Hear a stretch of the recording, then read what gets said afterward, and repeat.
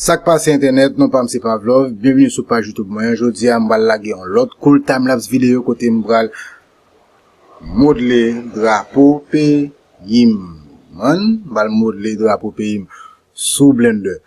On regarde qui j'en ça fait. Check.